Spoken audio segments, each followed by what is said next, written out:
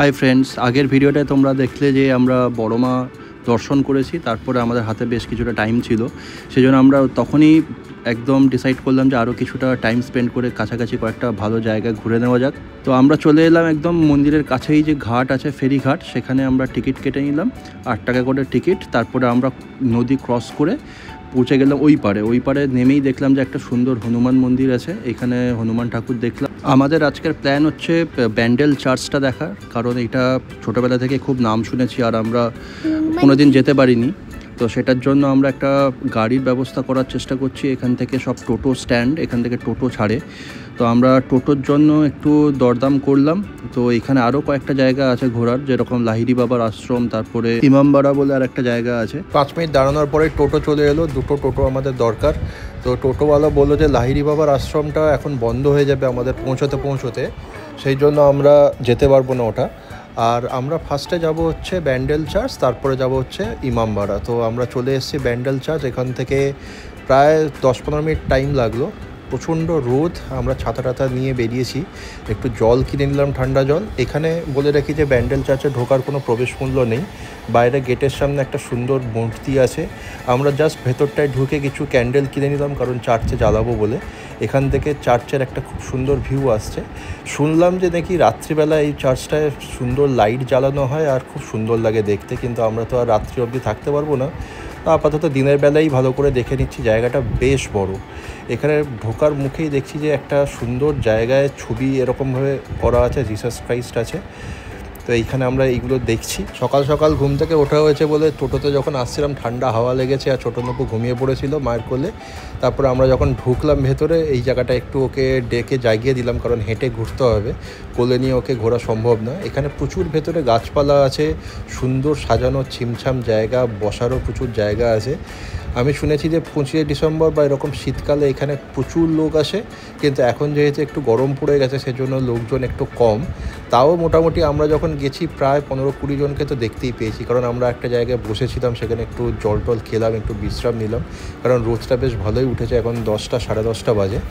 ভেতরের যে গার্ডেনটা আছে, চারদিকে প্রচুর মূর্তি আছে জিসাস ক্রাইস্টের, পুরো জীবনীটা তুলে ধরা হয়েছে। এখানে আমি চারদিকটা ঘুরে দেখছি। আমি বুঝতে পারলাম যে এটা বিকেলের দিকটায় এলে খুব ভালো হতো, তার কারণ এত রোদটা আর লাগতো না, কিন্তু সেটা আমাদের পক্ষে সম্ভব নয়।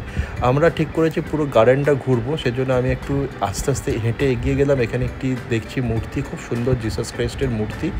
এক চারদিকে পুরো সুন্দর বাগান।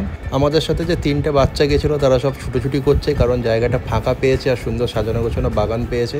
অতসী আর ছোটো নুপু একটু এগিয়ে গেছে, ছাতা নিয়ে একটু হেঁটে দেখছে এই পুরো গার্ডেনটার চারদিকটা, যে সার্কামফারেন্সটা আছে, চারদিকে এরকম সুন্দর মূর্তি, সব স্ট্যাচু লাগানো আছে, আর খুব সুন্দর লাগছে দেখতে। সত্যি বড় বড় স্ট্যাচু, আর খুব মেনটেনও করেছে। চারদিকে অনেক ছোট ছোট ঘাস হয়েছে, ফুলের গাছ হয়েছে, আমার তো খুব ভালো লাগছে। আর চারদিকটা যেহেতু বড় বড় গাছ আছে, অতটা রোদ আর এখানে লাগছে না। আমি তো ছাতা নিয়ে একটু ভালো করে এগিয়ে সবকটা মূর্তি আর স্ট্যাচুই ভালো করে আমি ভিডিও তুলে নিচ্ছি।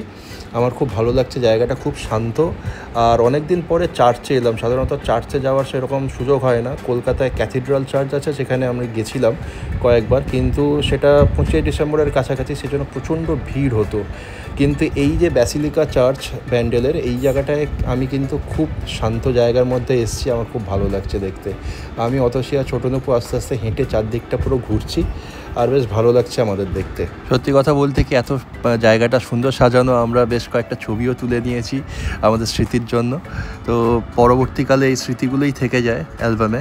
তো সেটার জন্য আমরা বেশ কয়েকটা ছবি টবি তুলে নিলাম। ছোটো নুপুও যখন বড় হবে তখন ও বুঝতে পারবে যে ও বাবা মার সাথে অনেক জায়গায় ঘুরেছে ছোটোবেলায়, যদিও এই স্মৃতিগুলোর আর মনে থাকবে না, সেই জন্যই ছবিগুলো তোলা, যাতে ছবির মাধ্যমে, ভিডিওর মাধ্যমে এই জিনিসগুলো আমাদের কাছে থেকে যায়। এইটি যতদূর আমার মনে হচ্ছে দ্য লাস্ট সাপার যেটা হয়েছিল বাইবেলে আছে, সেই জায়গাটা ফুটিয়ে তোলা হয়েছে। এই ব্রোঞ্জ মতন করে একদম সুন্দর করে খোদাই করে বেশ ফুটিয়ে তুলেছে, খুব সুন্দর লাগছে এখানে। এটা একদম শিওর এটা লাস্ট সাপারের ছবি। চার্চ বরাবরই একটা শান্ত জায়গা, কিন্তু একদম চার্চের গায়ে মনে হয় কোনো একটা মন্দির আছে, যেখান থেকে খুব মাইক লাগিয়ে কীর্তন চালানো হচ্ছে, যেটা একটু মানে শান্তিটা একটু বিঘ্নিত হচ্ছে আর কি, যেটা আমার মনে হলো।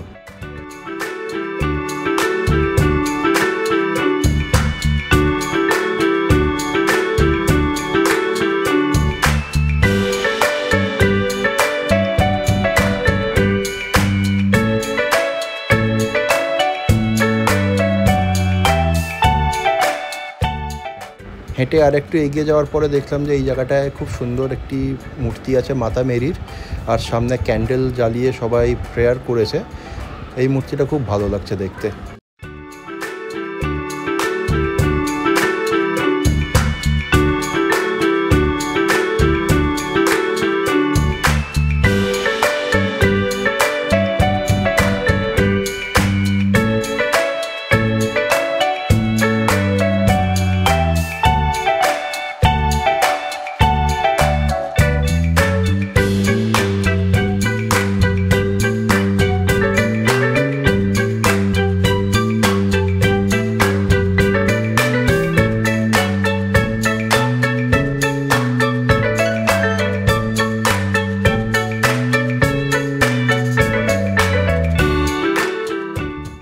হেঁটে প্রায় পুরো গার্ডেনটাই ঘোরা হয়ে গেছে।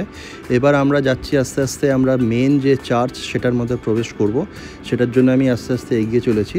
চার্চে ঢোকার মুখেই আরও একটি স্ট্যাচু দেখতে পেলাম। এই স্ট্যাচুটিও খুব সুন্দর লাগছে, একটু জুম করে দেখাচ্ছি তোমাদের। চার্চটি হচ্ছে 1599-এ প্রতিষ্ঠা করা হয়েছে, তার মানে প্রায় 420-25 বছরের পুরনো চার্চ, মানে প্রচুর পুরনো চার্চ মেনটেন করেছে সুন্দর। দরজাটা দেখো, দরজাটা চার্চের যেটা মেইন দরজা, কি সুন্দর কাঠের দরজা, তার উপর খোদাই করা আছে সব কিছু। এই পাশেরটা দেখালাম, এবার দরজার আরেকটা সাইড দেখাচ্ছি, এইটাও খুব সুন্দর লাগছে। তারপরে আমরা আস্তে আস্তে ঢুকলাম ভেতরে। চার্চের যে দেওয়াল, সেইখানে প্রচুর পেন্টিং করা আছে দেখছি। পেন্টিংগুলো একদম সুন্দর কালারফুল, আর নানা রকমের সব ইনস্ট্রাকশন দেওয়া আছে নিচে, বাংলায় দেওয়া আছে, ইংলিশে দেওয়া আছে, যাতে সবাই পড়ে বুঝতে পারে। জায়গাটা খুবই শান্ত আর নির্জন, আর ভেতরে ওরাও রিকোয়েস্ট করছে যাতে চিৎকার চেঁচামেচি না হয়। আমাদের সাথে যে বাচ্চারা ছিল তারা ছুটোছুটি শুরু করে দিয়েছিল, খেলা শুরু করেছিল। আমরা ওদেরকে একটু হালকা ধমক দিয়ে বললাম যে এই জায়গাটা খেলার জায়গা না, এখানে শান্তভাবে থাকতে হবে। দেওয়ালে আর একটা বিরাট ফটো ফ্রেম দেখলাম, যেখানে সমস্ত পোপেদের জীবন কাহিনী ছোট্ট করে এখানে বলা আছে। প্রায় 150 থেকে 200 জন পোপের এখানে ছবি দেওয়া আছে, নাম দেওয়া আছে, আর তারা কি কাজ করেছেন সারা জীবনে সেটা ছোট্ট করে দেওয়া আছে। এটা আমি 2-3টে জায়গায় আমি পড়লাম, বেশ ভালো লাগলো। তারপরে আরেকটু ভেতরে প্রবেশ করার পরে দেখলাম যে সবাই এখানে যীশুখ্রিস্টের যে স্ট্যাচু আছে তার সামনে ক্যান্ডেল জ্বালিয়ে প্রেয়ার করছে। তো আমরাও এখানে ক্যান্ডেল জ্বালালাম, নুপুকে বললাম যে ও যাতে ক্যান্ডেলটা জ্বালায়। চার্চের ভেতরে প্রবেশ করলাম, ছবি তোলা বারণ, তাও দেখলাম টুকটাক লোক ছবি তুলছে। তাও আমি সামান্য যা পেরেছি একটুখানি ছবি তুলেছি। এটি হচ্ছে মেন যে স্ট্যাচু চার্চের ভেতরে। তারপরে আমরা বাইরে চলে এলাম। বাইরে বেরিয়ে এসে দেখলাম যে এখানে বেশ সুন্দর ফুলের গাছ আছে। গরমটা আমরা বেশ ভালোই ফিল করতে পারছি, তাই আমরা ডিসাইড করলাম তাড়াতাড়ি ইমামবাড়াটা দেখে নিয়ে বাড়ি ফিরবো। আজকে ব্যান্ডেল ব্যাসিলিকা চার্চের ভিডিওটা তোমাদের যদি ভালো লেগে থাকে তাহলে অবশ্যই লাইক কমেন্ট আর শেয়ার করে দিও, আর চ্যানেলটা সাবস্ক্রাইব করে দিও। দেখা হচ্ছে তোমাদের সাথে নেক্সট ব্লগে, ততক্ষণের জন্য টাটা, সবাই ভালো থেকো, বাই।